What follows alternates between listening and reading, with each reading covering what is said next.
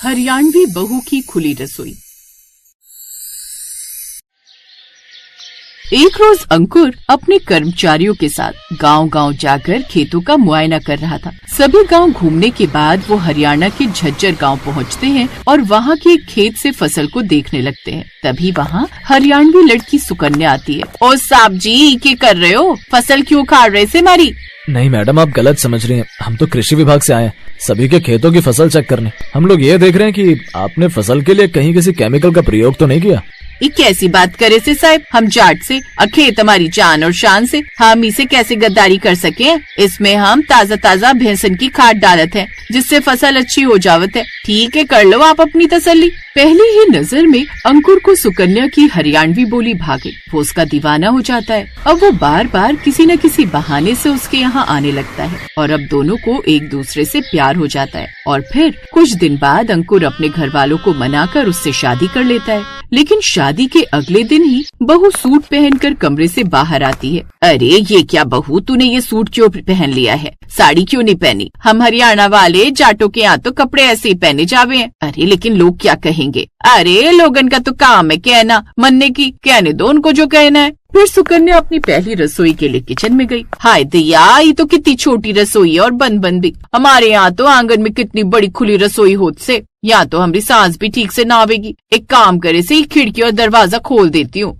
ऐसा कहकर बहू रसोई की खिड़की दरवाजे खोल देती है, जिससे सीधी हवा आती है। ओहो, अब लगी ना ये हमारी गाँव वाली रसोई। तभी उसकी सास वहाँ आ जाती है। बहू तू क्या कर रही है? अभी तो तेरी मुंह दिखाई भी नहीं हुई और तू यहाँ रसोई का दरवाजा खोलकर क्यों रख दिया? तू जानती है ना हमारी रसोई का ये बाहर वाला दरवाजा सीधे रोड की तरफ खुलता है। ऐसे में आते जाते लोग देखेंगे। अब देखते हैं तो देखने दो, मन्ने की फर्क पड़े से माँ जी। और आप भी लोगन की फिक्र करना छोड़ दो। अब मन्ने ये बताओ कि मीठे में हलवा बना लूं के? हाँ बना ले। कुछ देर बाद सुकन्या हलवा बनाकर ले आती है, लेकिन उसमें पड़ा घी देखकर वो हैरान रह जाती है। हैं, इतना सारा घी बहू, तूने इतना सारा घी इसमें उड़ेल दिया क्या? हमरे गांव में तो सब ऐसे ही घी में डूबी हुई रोटियां खाते हैं माँ जी। देखना, तन्ने भी देसी घी खिला खिलाकर थारी भी सेहत बना दूंगी मैं। सुकन्या बड़ी ही हंसमुख और बातूनी थी। वो अक्सर अपनी बातों से सबका दिल लगाए रखती थी। अब उसकी सास के पास और कोई चारा नहीं था और वो खाना खा लेती है। ऐसे ही दिन बीत रहे थे।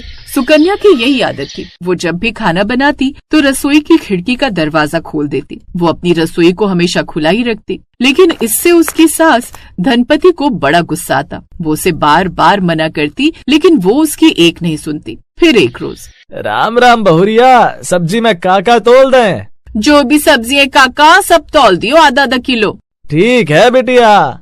तभी मदन, जो कि अंकुर का दोस्त होता है, उस गली से गुजरता है तो उसकी खुली रसोई से आ रही खुशबू को देखकर कहता है, राम राम भाभी जी, आज तो बड़ी अच्छी खुशबू आ रही है। लगता है कुछ खास पका रही हैं।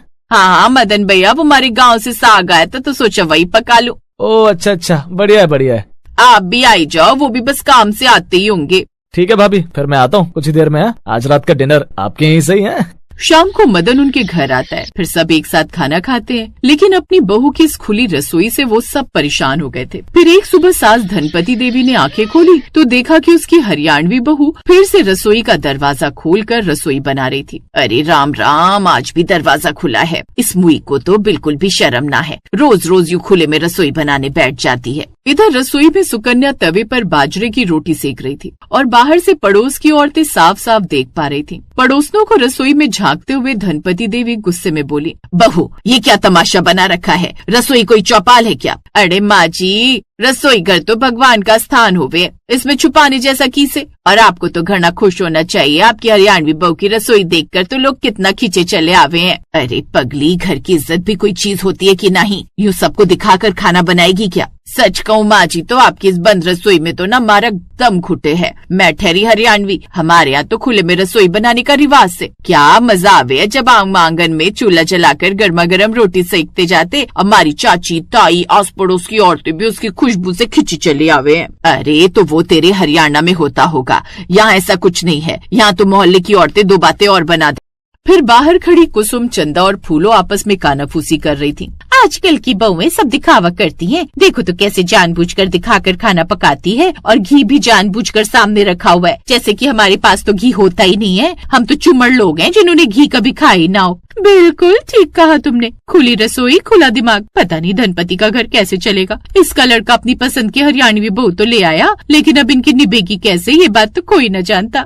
आस पड़ोस की औरतें इस तरह बहू की खुली रसोई देखकर बातें बनाती रहती, साथ ही ताका झाकी करती रहती। सुकन्या का पति अंकुर जब ऑफिस जाने के लिए तैयार होकर आया तो धनपति ने उससे आते ही शिकायतें लगानी शुरू कर दी। अपनी इस हरियाणवी बीवी को समझा ले अंकुर, ये बिल्कुल सुनती नहीं है मेरी बात। रोज मना करती हूँ यूँ रसोई की खिड़की दरवाजे खोलकर खाना मत बनाया कर, लेकिन इसके कान पर तो जूं तक नहीं रेंगती। हाँ तो मन्ने सर पर जूं कैसे रेंगेगी? हम रोज सरसों का कड़वा तेल लगाते हैं बालों में, मजाल है जूं घुस भी जाए बालों में। मन्ने तो बचपन से ही बड़ा शौक है अपने सिर पर तेल लगाने का।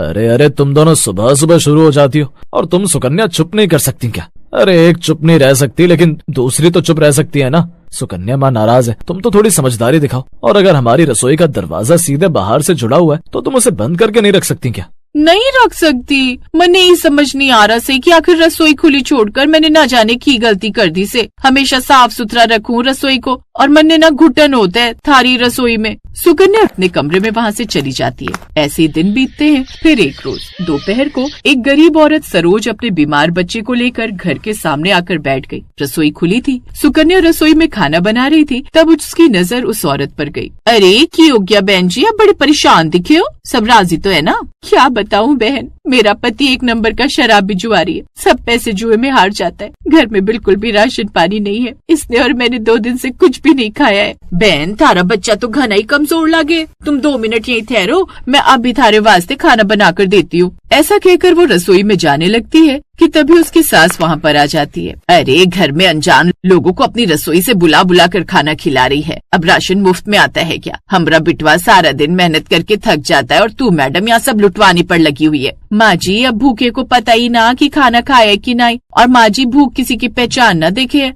लेकिन सुकन्या तो जैसे चुप ही रही। फिर उसने उस औरत को और उसके बच्चे को खिचड़ी खिलाई। फिर कुछ ही दिनों में गांव में चर्चा फैल गई कि बहू की रसोई सबके लिए खुली है। अब जब भी किसी को भूख लगती तो वो उसकी रसोई के बाहर आकर खड़ा हो जाता और सुकन्या उसे खाली हाथ नहीं जाने देती, भले ही उसकी सास कितनी बातें सुनाए। फिर एक रोज गांव में एक लॉटरी देने वाला आता है और औरतों को लॉटरी खरीदते देख सुकन्या भी लॉटरी खरीद लेती है। पहले ही तू अपनी खुली रसोई से लोगों को खाना बांटती फिरती है, और अब बेकार ही तूने ये लॉटरी की टिकट भी खरीद ली, बेकार ही हमारे पैसे बर्बाद करती रहती है। सुकन्या को अपनी सास की ये बात बड़ी बुरी लगती है, लेकिन वो कुछ नहीं कहती। और कुछ दिन बाद लॉटरी का दिन आ जाता है और सुकन्या पूरी 20 लाख की लॉटरी जीत जाती है। देखा, तेरी बहू जितनी अच्छी है उतना ही अच्छा उसे फल मिल गया। उसकी रसोई जितनी खुली है उससे कहीं बड़ा खुला दिल है उसका, जिसके कारण उसे ये इनाम के रूप में फल मिला है। अब सभी उसकी बहू की खूब तारीफ करते हैं, जिससे धनवती को भी अब अच्छा लगता है, और उस दिन के बाद वो अपनी बहू को कभी भी रोकती टोकती नहीं।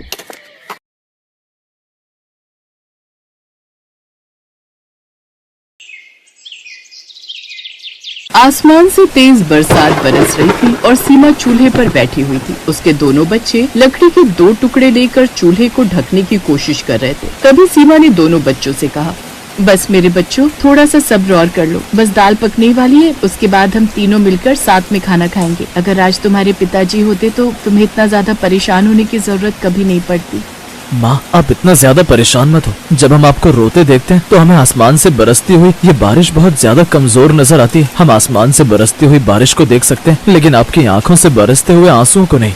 हाँ माँ, अब तो हम भी बड़े हो रहे हैं, हमें आपकी परेशानी समझ में आती है। दादी ने हमें घर में रहने के लिए जगह तो दी है, लेकिन हमारी रसोई हमें नहीं दी है। सिर्फ एक कमरे में हम लोग रहते हैं, और कमरे की दीवारें अगर चूल्हे और आग की वजह से काली पड़ी तो फिर वो हमें घर से निकाल देंगी। इसलिए हमें आंगन की खुली रसोई में खाना बनाना पड़ता है। मेरे दोनों ही बच्चे कितने समझदार हैं। बच्चों जल्दी सब कुछ ठीक हो जाएगा और हम कुछ पैसे जोड़कर अपने लिए एक रसोई बनवा लेंगे, और जब तुम बड़े हो जाओगे और कमाने लगोगे तो हम अपना एक घर बनाएंगे जहाँ से हमें कभी कोई न निकाल पाए। दरअसल सीमा ने राहुल से लव मैरिज की थी, लेकिन उसकी सास कौशल्या को वो बिल्कुल भी पसंद नहीं थी, क्योंकि कुछ समय के बाद ही राहुल की एक दुर्घटना में मौत हो जाती है, जिसके बाद अब सीमा ही अपने दोनों बच्चों राजू और राजीव की परवरिश किया करती। कौशल्या ने अपने बेटे के देहांत के बाद सीमा को रहने के लिए एक छोटा सा कमरा तो दे दिया था, लेकिन रसोई नहीं दी थी, इसलिए सीमा ने आंगन में ही अपनी रसोई बनाई हुई थी। ऐसे एक दिन कौशल्या अपने कमरे से बाहर निकल कर आती है तो देखती है कि सीमा दाल के लिए तड़का तैयार कर रही थी। तभी कौशल्या ने खांसते हुए कहा, पूरे घर में धुआं धुआं कर दिया है। तुझे अगर खाना बनाना है तो समय से बना लिया कर। हमें यहाँ सांस लेने में भी दिक्कत होती है तेरे खाना बनाने की वजह से। माँ जी, मैं सुबह उठी और मैंने अपने दोनों बच्चों को तैयार करके स्कूल भेजा और पूरे घर का काम करने के बाद अब जाकर खाना बनाने की तैयारी की है। मैं इससे जल्दी और कैसे कर सकती हूँ, आप ही बताइए। आंगन में रसोई है तेरी, लेकिन उसके बाद भी इतना धुआं हो गया तेरी वजह से घर में। अगर तेरी रसोई हमारी रसोई के घर के अंदर होती तब तो तू हमारी पूरी रसोई को जलाकर ही मानती। वैसे भी मेरे बेटे को खा गई। ये बात सुनकर सीमा रोने लगती है और कौशल्या से रोते हुए कहती है, माँ जी, जितना दुख आपको आपके बेटे के खोने का है उतना ही दुख मुझे भी है। मैं इसमें कुछ नहीं कर सकती। अगर आपने अपना बेटा खोया है तो मैंने भी अपना पति खोया है। तभी वहाँ पर सीमा के ससुर अर्पित आते हैं और सीमा का साथ देते हुए कहते हैं, तुम क्यों बहू के पीछे पड़ गई हो? वो खुद दूसरों के घर में काम करके अपने दोनों बच्चों का पेट पाल रही है और सिर्फ समाज को दिखाने के लिए तूने उसे सर पर छत दे रखी है। रसोई पर हक तक नहीं दिया हुआ, फिर भी वो आंगन में रसोई बनाकर अपना सारा काम कर रही है और तुझे उसमें भी परेशानी है। अरे कम से कम अपने पोतों पर तो रहम खा ले। मुझे मत बताइए कि मुझे किसके साथ क्या करना है और किसके साथ क्या नहीं, समझे? इतना बोलकर कौशल्या वहाँ से चली जाती है और अपनी पत्नी कौशल्या का ये बर्ताव देख अर्पित भी कुछ नहीं बोल पाता। तो वहीं सीमा आंखों में आंसू लिए खाना बनाती रहती है, क्योंकि उसे अपने दोनों बच्चों का पेट भरना था जो कि स्कूल से आने वाले थे। ऐसे ही एक दिन उसके दोनों बच्चे खुशी खुशी घर आते हैं और उसे बताते हैं, माँ, मेरे 12वीं में 90% नंबर आए हैं और पूरे स्कूल में मेरी बहुत तारीफ हुई। गांव में भी हर कोई मेरी बहुत तारीफ कर रहा है और कह रहे हैं कि अखबार में मेरी फोटो भी आएगी। और माँ, मैं भी 10वीं में फर्स्ट आया हूँ। ऐसे ही हम लोग अच्छे से पढ़ाई करेंगे तो आपकी सारी परेशानियाँ दूर हो जाएंगी और उसके बाद माँ, आपको आंगन में रसोई नहीं बनानी पड़ेगी। माँ, आपसे एक बात बोलूं, अगर आप बुरा ना माने तो। कैसी बातें कर रहे हो मेरे बच्चों? तुम दोनों तो मेरी आंख का तारा हो। मैं तुम दोनों की बातों का बुरा कैसे मान सकती? बताओ क्या बात है? माँ, हमने पूरे साल बहुत मेहनत से पढ़ाई की है और इतने अच्छे नंबर पाए हैं। हम दोनों का रास्ते में हलवा खाने का बहुत मन कर रहा था। आप हमारे लिए सूजी का हलवा बना दो ना। अगर सूजी का हलवा नहीं है तो आप हमारे लिए आटे का हलवा बना दो। अरे मेरे बच्चे, उसमें गुस्सा होने वाली क्या बात है? तुम दोनों ने मेरा नाम रोशन किया है और अपने दादा दादी का भी, इसलिए मैं अभी तुम्हारे लिए हलवा बना कर लाती हूँ। तुम लोग बिल्कुल भी परेशान मत हो। इसके बाद सीमा चूल्हे पर हलवा तैयार कर देती है और उसके बाद कुछ काम करने के लिए वहाँ से थोड़ी देर के लिए हट जाती है। तभी कौशल्या की नजर चूल्हे पर चढ़े हुए हलवे पर जाती है और वो जानबूझकर चूल्हे में पानी डाल देती है और कहती है, बड़ी आई उन्हें हलवा खिलाने वाली, न जाने ये खुद को समझती क्या है। अब मैं भी देखती हूँ इस घर में हलवा कैसे बनता है। थोड़ी देर बाद जब सीमा आती है और देखती है कि चूल्हे पर पानी गिरा हुआ है तो ये देखकर वो बहुत दुखी होती है और उसकी आंखों में आंसू भर आते हैं और वो कहती है, राम जी, अगर आज आप जिंदा होते तो मुझे इतनी सारी परेशानियों का सामना नहीं करना पड़ता। माँ जी भी मुझसे खुश रहती। अब मेरे दोनों बच्चों का हलवा खाने का बहुत ज्यादा मन कर रहा है, मैं क्या करूँ? और ऐसे ही दिन गुजरते हैं। अब जहाँ राजीव कॉलेज के साथ पार्ट टाइम जॉब करने लगा था तो वहीं राजू 12वीं में आ चुका था। एक दिन राजीव कुछ पैसे लेकर घर आया और अपनी माँ के हाथ में देते हुए कहने लगा, माँ, ये पैसे मैं आपके लिए लेकर आया हूँ। मैंने कॉलेज के साथ पार्ट टाइम जॉब करके ये पैसे कमाए हैं। अब हम कहीं किराए पर रहेंगे, जहाँ पर भले ही रसोई छोटी होगी लेकिन हमारी खुद की एक रसोई होगी और आपको इस तरह दादी से परेशान होकर आंगन में रसोई बनाकर खाना नहीं बनाना पड़ेगा। सीमा की भी आंखें अपने बेटे की ये बात सुनकर भर आती हैं, जिसके बाद वो अपने ससुर का घर छोड़कर किराए के घर में शिफ्ट हो जाती है। अब कौशल्या के आंगन में सीमा का गरीब चूल्हा बेजान पड़ा हुआ था और कौशल्या कुर्सी लगाकर आंगन में बैठी हुई थी कि तभी उसके पति अर्पित ने आकर उससे कहा, अब तो खुश होना तुम कौशल्या। तुमने हमारी बहू और पोतों को इतना परेशान किया कि बहू अपने दोनों बच्चों को लेकर यहाँ से चली गई है और तुम्हारी रसोई और तुम्हारा आंगन दोनों ही सूना पड़ा है। मैं बिल्कुल खुश नहीं हूँ जी। जब तक वो यहाँ रही मैंने उसे परेशान किया। कभी उसकी आंगन में बनी हुई रसोई में चूल्हे पर पानी डाल दिया तो कभी उसके मसाले में मिलावट कर दी। ये सब करके मैं समझती थी जैसे मैं अपने बेटे की मृत्यु का बदला ले रही हूँ, लेकिन ऐसा कुछ भी नहीं था। मैं सिर्फ अपनी ईर्ष्या और जलन को शांत कर रही थी। पर जब आज वो लोग यहाँ नहीं है तो मुझे उनकी कमी महसूस हो रही है। अगर तुम्हें अभी भी अपनी गलती का एहसास हो गया है तो जाओ और अपनी बहू और पोतों को वापस लेकर आओ। क्या पता तुम्हारे बुलाने से वो सभी वापस आ जाएं और हमारा आंगन फिर से हरा भरा खिलखिलाने लगे। इसके बाद अब कौशल्या उसके किराए के मकान पर जाती है, जहाँ सीमा अपने दोनों बच्चों के साथ रह रही थी। सीमा ने आज पहली बार रसोई के अंदर खाना बनाया था। उसने सब लोगों के लिए दाल, चावल, चोखा और हलवा तैयार किया और सभी लोगों को परोसा। तभी दरवाजे पर दस्तक हुई और दरवाजे पर खड़ी हुई कौशल्या ने कहा, तुम तो यहाँ आकर अपनी रसोई को रोशन कर चुकी हो, लेकिन मेरे घर के आंगन की रसोई तो सूनी पड़ी है ना बहू। कौशल्या को अपने घर में देखकर राजीव और राजू के साथ सीमा भी हैरान हो जाती है और कौशल्या घर के अंदर जाकर उनसे माफी मांगते हुए कहती है, मैंने तुझे बहुत परेशान किया बहू, जबकि राम तो इस दुनिया से गया, उसमें तेरी कोई गलती भी नहीं थी, मुझे माफ कर दे। माँ जी, आप मुझसे बड़ी हैं, आपने मुझे भले ही रसोई में मेरी जगह ना दी हो और मुझे आंगन में रसोई बनानी पड़ी हो, लेकिन मैं ये बात सुनकर बहुत ज्यादा खुश हूँ कि अब आपने मुझे अपने सच्चे दिल से अपना लिया है।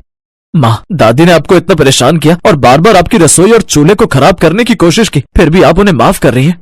माँ, दादी गंदी है, हम उनके साथ नहीं जाकर रहेंगे, वो अभी आपको प्यार से ले जाएंगी और फिर से आपके साथ में वही सब करेंगी। नहीं मेरे बच्चों, बड़ों के बारे में ऐसा नहीं बोलते, हमें हमेशा बड़ों का आदर सत्कार करना चाहिए। सीमा को एहसास हुआ कि कौशल्या को अपनी गलती समझ में आ गई थी, जिसके बाद राजीव और राजू भी सीमा के कहने पर वापस कौशल्या के घर जाकर रहने के लिए मान गए और उसके बाद सीमा के लिए आंगन की बनी हुई रसोई अब रसोई घर में बदल गई, जिसमें सीमा अपने सास ससुर और दोनों बेटों के लिए खाना बनाया करती और खुशी खुशी रहा करती। Thanks for watching.